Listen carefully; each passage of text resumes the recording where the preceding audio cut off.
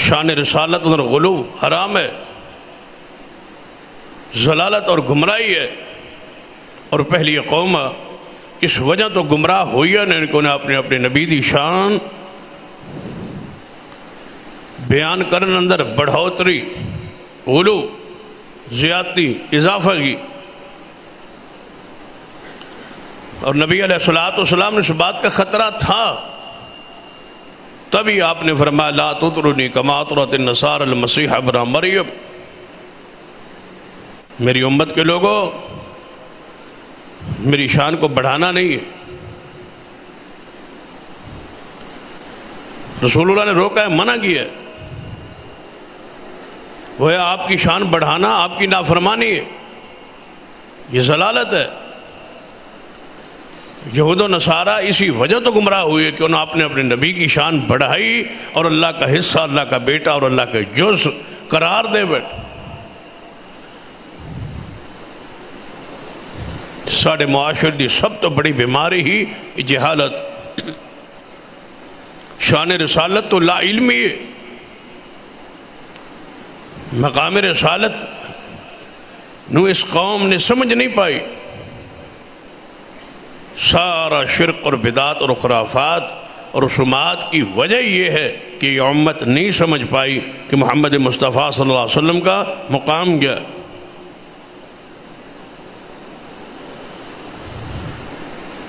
آپ کی شان کو سمجھنی ضروری ہے کہ قرآن کو پڑھیے، کیونکہ قرآن کی یہ شان ہے کہ یہ حکیم ہے، ہر ہستی کو اس کے اصل مقام پہ رکھتا ہے اور بیان کر، یہ اللہ کا کلام ہے، یہ اللہ کی صفت ہے۔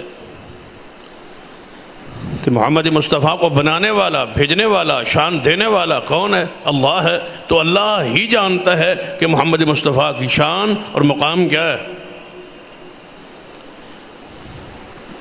بنایا اسی نے، بھیجا اسی نے، شان عطا اسی نے،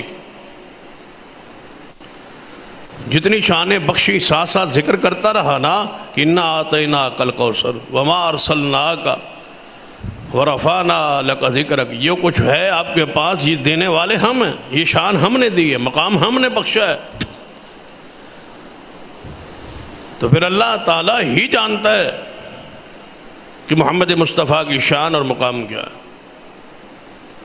جو اللہ کی بتائے بغیر، وحی کے بغیر، قرآن اور حدیث کے بغیر پیغمبر کی شان بیان کرے گا، یا شان بڑھائے گا یا کم کرے، علم ہی نہیں ہے، اور یہ علم غیب ہے۔ یہ رسول اللہ کی شان جو ہے یہ علم غیب ہے، اللہ کے علم میں ہے کہ یہ کیا شان ہے اور کیا رتبہ ہے۔ تو اللہ سے پوچھے نا، قرآن کے ذریعے، حدیث کے ذریعے، وحی کے ذریعے اللہ اس کا رسول بیان کرے گا کہ یہ شان ہے تو وہ بیان کرے،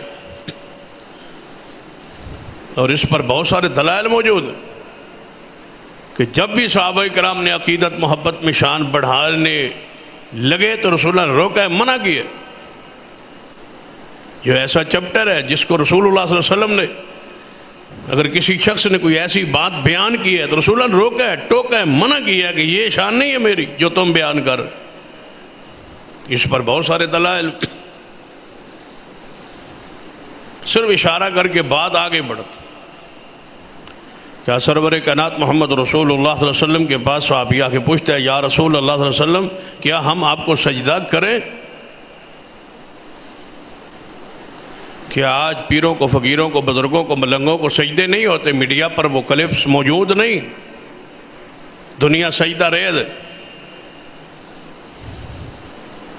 اور وہ سجدہ کروا رہے ہیں، نظر نیاز ساتھ ساتھ وصول کر رہے ہیں، ادھر پیسے ساتھ دے رہے ہیں، ساتھ سجدے کر رہے ہیں، وہ پیسے لیتا جا رہا ہے، ساتھ سجدے کرواتا جا رہا ہے، ساتھ ہی ان کے پیٹھ پر اور ان کی کمر پر ہاتھ رکھ کے ان کو شاباش دے رہا ہے کہ جو کچھ آپ کر رہے ہیں صحیح کر۔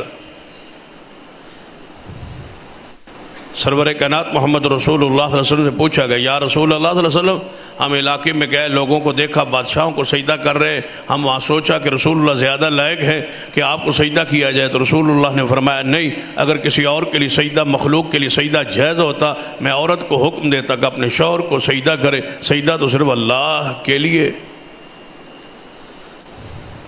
وہ نبی علیہ السلام روک دیا، منع کر دی۔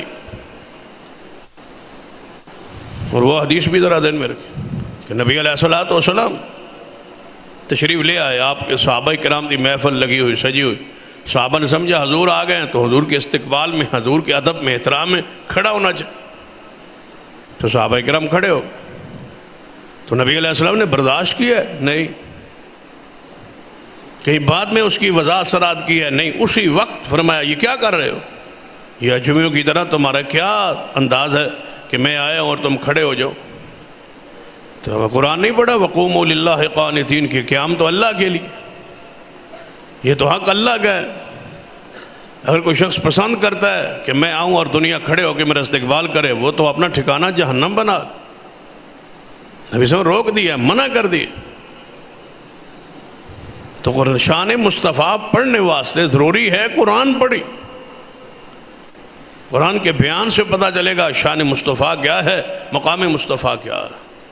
یاسین والقرآن الحکیم، قسم ہے اس قرآن کی جس نے ہر ہر شے کو اس کے مقام پہ رکھا، ہر ہر ہستی کو اس کے مقام پہ رکھا۔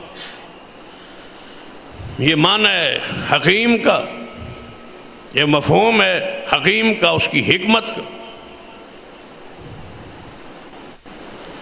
کسی شے کی حکمت اصلیت بیان ہی نہیں ہو سکتی، سمجھ نہیں آ سکتی اگر شان بڑھا دی جائے یا گھٹ کر دی۔ اصل مقام درجہ ہوگا تو پھر سمجھ آئے گی کہ شان کیا ہے، مقام کیا، عظمت کیا، عزت کیا۔ اللہ تعالیٰ نے قسم اٹھا کے بیان کیا کیا، قسم ہے اس قرآن کی جس نے ہر ہستی اور شے کو اس کے مقام پہ رکھا ہے۔ اِنَّكَ لَمِنَ الْمُرْسَلِينَ، اے محمد صلی اللہ علیہ وسلم، اس قرآن کی قسم جس نے ہر ہستی کی اس کی اصل حیثیت اور مقام کو بیان کیا، اِنَّكَ لَمِنَ الْمُرْسَلِينَ، میں اللہ گواہی دیتا ہوں کہ آپ میرے رسول ہیں۔ یہ ہے آپ کی شان، یہ ہے آپ کا مقام، یہ ہے آپ کی عظمت۔ یہ لفظ کیوں بولا اِنَّكَ لَمِنَ الْمُرْسَلِينَ کہ آپ رسول ہیں؟ یاد رکھیے اللہ تعالیٰ کے ہاں سب سے بڑا اونچا منصب، سب سے بڑا اونچا عہدہ رسول کا ہوتا ہے۔ اس سے بڑا عہدہ مخلوق کے لیے کوئی نہیں۔ مخلوق دے اندر اللہ سب سے بڑا عہدہ دے تو کیا بنا دیتا ہے؟ اس کو اپنا رسول بنا دے، بس۔ اس کے بعد کوئی عہدہ ہے ہی نہیں اللہ کے مخلوق کے لیے، یہی سب سے بڑا عہدہ ہے، یہی سب سے بڑا منصب۔